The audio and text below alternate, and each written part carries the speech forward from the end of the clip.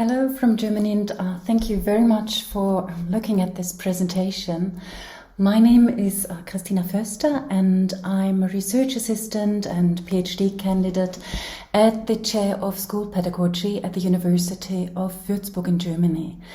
And in the next 20 minutes, I will talk about how we designed, implemented, and evaluated a pedagogical concept to foster teacher-educators' intercultural media-related competencies using a social VR environment.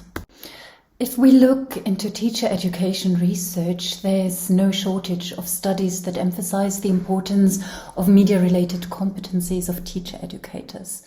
And for this side community, the study on the genesis of teacher educators' technological competencies, or TEDCs for short, by Folger et al. Is certainly the most significant example, which also guided our study. In a similar way, other studies argue for the importance of intercultural competencies of teacher educators in view of current and future societal and technological challenges. At the same time, however, it has been shown that teacher educators often have neither the necessary media-related nor the corresponding intercultural competencies. And professional development concepts are a necessary way to address this need. In an earlier study, we systematically analyzed media-related competency models for teacher educators and found that the TEDCs of Folger et al. Best capture the intercultural dimension, as TEDC 8 is a competency requirement that refers specifically to potentially global and intercultural interactions. With regard to the construct of intercultural competence, multiple definitions as well as related constructs such as, for example, transcultural competence or global competence coexist in the discourse. And these constructs are also theoretically grounded by different concepts of culture. Our study is guided by Dahler-Dierdorf's widely accepted definition of intercultural competence as appropriate and effective communication in intercultural contexts. This definition has also theoretically informed the reference framework for competencies for democratic culture, which has operationalized intercultural competence in the domains of values, attitudes, skills, and knowledge in different levels. This framework is designed to assess intercultural competence in educational contexts, and it's also intended as a reflection tool for educators. We conducted our pedagogical approach in virtual reality because results of a larger number of systematic literature reviews show that the use of VR is conducive to cognitive, affective, and behavioral learning outcomes, which offers quite a holistic approach to promoting intercultural media-related competencies. And VR offers benefits with regard to immersion and the associated sense of presence of learners, their impression of being able to embody an avatar and thus have agency. And especially in social VR environments where multiple learners can interact with each other through avatars regardless of location, social presence is discussed as a benefit, which in turn is closely linked to perceptions such as empathy. And with our design-based research project, we address a gap since there are no findings yet on teacher educators' professional development with an intercultural media-related focus using social VR. Accordingly, we pursued two research questions. First, we address teacher educators' perceptions, specifically what benefits and risks they identify regarding learning experiences to promote intercultural competence using social VR. And as a second research question, we asked to what extent intercultural competence aspects were addressed through our pedagogical concept conducted in social virtual reality. The pedagogical design of the professional development program was based on different pedagogical concepts. The synchronous workshop in social VR kicked off with a joint examination of a critical incident, meaning a complex and ambiguous interaction situation, focusing on potential intercultural discrepancy experiences of a teacher-educator and a group of international students, a case study, so to say. Along the action and development-oriented approach of Tuluzeki et al., the significance of this critical incident for the participating teacher-educators was first discussed, and initial thoughts and suggestions for solutions were gathered.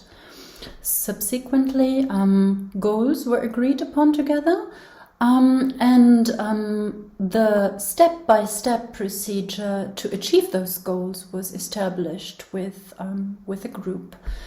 Next, the teacher-educators were presented with the structural model of intercultural communication according to Bosse, 2010.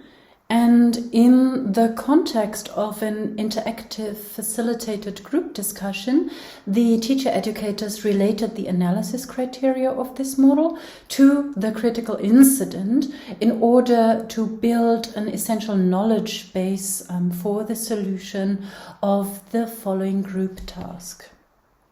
And for this group task, we developed two different activities, each in a parallel group. The first parallel group, which you can see here on the left, carried out an intercultural role play as a complex design task in which the teacher-educators embodied avatars who resembled the protagonists of the critical incident.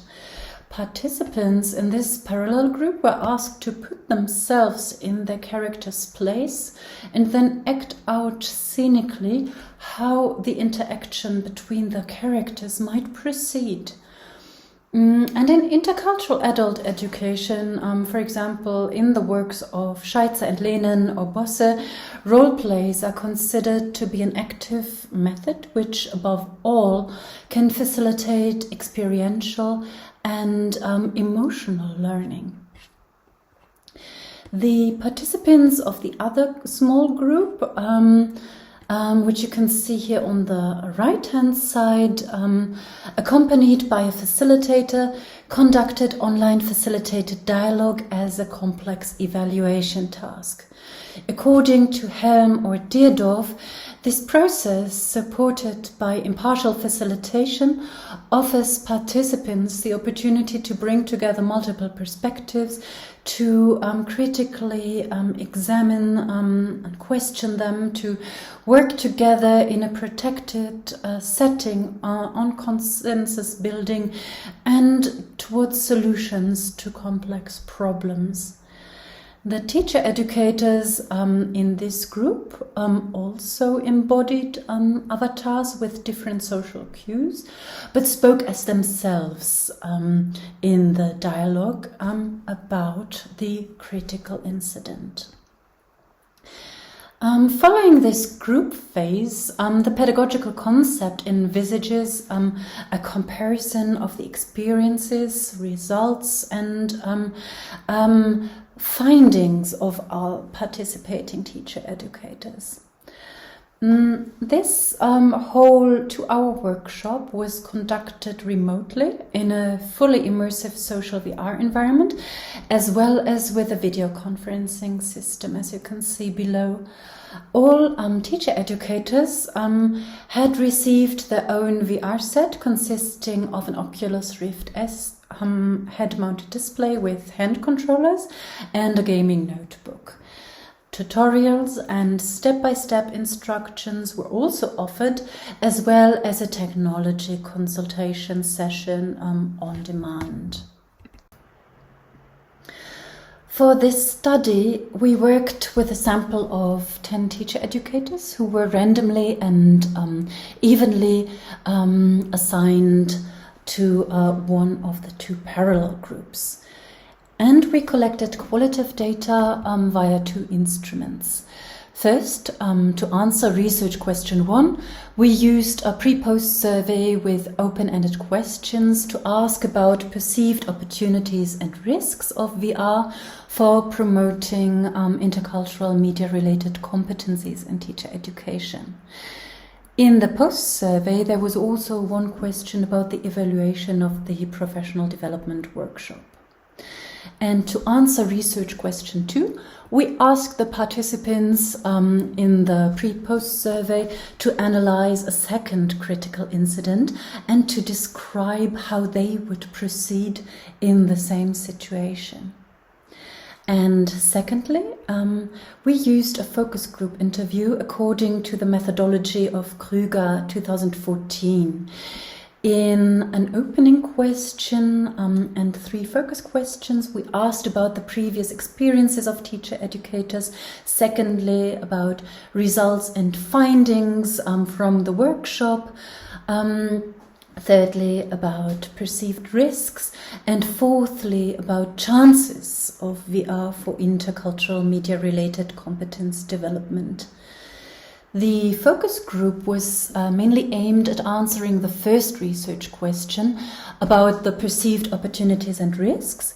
However, utterances could be classified as performance of intercultural media-related competence and thus serve to answer research question 2. We then analyzed data by means of qualitative content analysis using MaxQDA. We proceeded deductively and developed a category manual from 3 frameworks. Perceived chances and risks of immersive features and corresponding perceptions were analyzed against the background of the Behave Fit framework by Wienrich et al. From 2021, which models 5 immersive features of social VR as well as corresponding perceptions of users. Furthermore, chances and risks with regard to the learning process were analyzed with the 5-stage framework by Salman et al. From 2010. To answer research question 2 about the participants' intercultural media-related competence development, we referred to the reference framework for competencies for democratic culture as mentioned in the literature review. With regard to the first research question about perceived opportunities and risks, the following results can be stated regarding immersive features and corresponding perceptions according to the categories of Wienrich et al. Utterances that refer to the representation of others by avatars are more focused on considerations of location independence in the pre-surveys, whereas in the post-surveys and in the focus groups, perceptions like social presence are more in the foreground, and also evoking empathy comes into view. With regard to self-representation, embodiment and experienced learning are seen as opportunities in all 3 data sources. Especially in the post-surveys, we could see that the teacher educators are more aware of the possibilities of perspective taking through manipulation of self-representation in virtual reality. In the pre-post comparison, including the focus group data, there is a clear decrease in considerations of context representation. For example, while in the pre-surveys there are still many considerations that one can authentically experience a culture by manipulating the environment, this occurs only very sporadically in the post-surveys and was not addressed at all in the focus groups. Considerations about interaction with virtual objects were also hardly coded, and only one statement in one post-survey has an intercultural reference. Here, a teacher-educator had formulated it as an opportunity to visualize abstract cultural concepts through interaction with virtual object. With regard to immersion and presence, a shift can be observed in the pre-post comparison, including the focus group data. Whereas before the workshop, many teacher educators considered immersion in a foreign culture to be possible and regarded it as an opportunity. After the workshop, there was a stronger emphasis on experience-based learning per se, and also the possibility of enabling disruptive experiences. With regard to enabling learning in social VR against the background of the five-phase model of Salman et al., 1/3 of the coded utterances can be classified in the first phase, access and motivation. In the pre-survey, several participants articulated high costs and lack of resources or high effort as possible risks, while in the post-surveys and focus groups, technical difficulties and the resulting delays and disruptions were emphasized much more strongly. And to some extent, teacher educators also observed in post-surveys and focus group that they were cognitively focused on technical aspects and less receptive to intercultural aspects. The second phase, according to Salman et al., online socialization, after which learners have developed a coherent virtual identity, was hardly represented in the codes of the pre-surveys. In the post-surveys and the focus group, however, it is evident that participants in the role-play group were significantly more engaged with their own online socialization than the members of the dialogue group, even if the role-players had discrepant perceptions of whether, for example, they were able to adopt their role-play identity well, or they were actually unsure about their identity. With regard to the knowledge building phase, statements from the pre-surveys again make little reference to the learning process. In the post-surveys, however, several participants articulated uncertainties with regard to theoretical approaches to intercultural competence. With regard to Salman's et al.'s final learning phase, the development and transfer of learning, we coded utterances from the post-surveys and focus group that suggest that teacher educators do see opportunities for intercultural role play and intercultural dialogue in virtual reality, but also express difficulties in the early stages of the learning process as significant risks. Regarding research question 2, the analysis of the pre-tests, the pre-surveys and post-surveys showed that the pedagogical concept did not change values, which was expected due to the short duration of the workshop. Furthermore, openness to cultural otherness in the other area of attitudes, valuing cultural diversity, respect, knowledge and critical understanding of the self, as well as of communication, cooperation, conflict resolution skills were only addressed to a minor extent. In the pre-post comparison, stagnation or declines in the frequency and levels of the respective competency demonstration can be observed for the 3 competencies in the domain skills. Slight proficiency-related developments are shown for the other 3 competencies. A decline is noticeable in the pre-post results on observational skills, while in the in the pre-survey, 6 utterances corresponded to the descriptors in the advanced level, and the competence was represented overall by 10 utterances. In the post-survey, only 2 statements occurred. The results for the competencies empathy and flexibility show that a part of the utterances matched higher competency levels after the workshop than before. For the competencies tolerance of ambiguity in the domain attitudes, as well as in the domain knowledge and critical understanding regarding knowledge and communication, as well as culture, cultures and religions, the pre-post results showed utterances connected to these competencies in the pre-survey both more often and also at an overall higher level. And notably, the pre- and post-surveys identified some utterances, one utterance in the area of ambiguity tolerance and 2 concerning flexibility that did not meet the minimum standards for a basic competency level. The results of the focus group are consistent with the results of the pre-post surveys.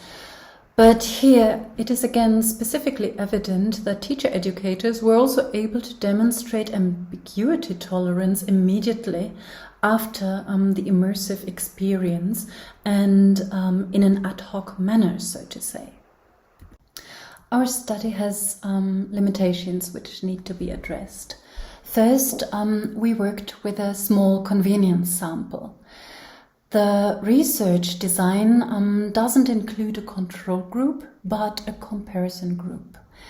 Furthermore, this study cannot claim generalizability, but transferability as a quality criterion of design-based research, according to Tuluzeki et al., or McKenney and Reeves as guiding principles for this study. In a next step, the results of this study will be followed up. On this basis, we will redesign the pedagogical concept and implement and evaluate it again in the next iteration.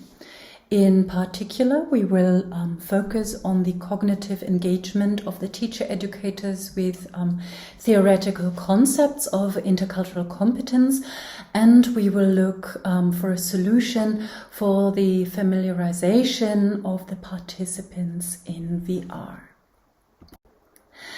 Thank you so much for taking the time to listen to my presentation. Feel free to reach out and contact us via academic experts to continue the conversation, or you can also follow up with us via email, which you find here. Thanks a lot.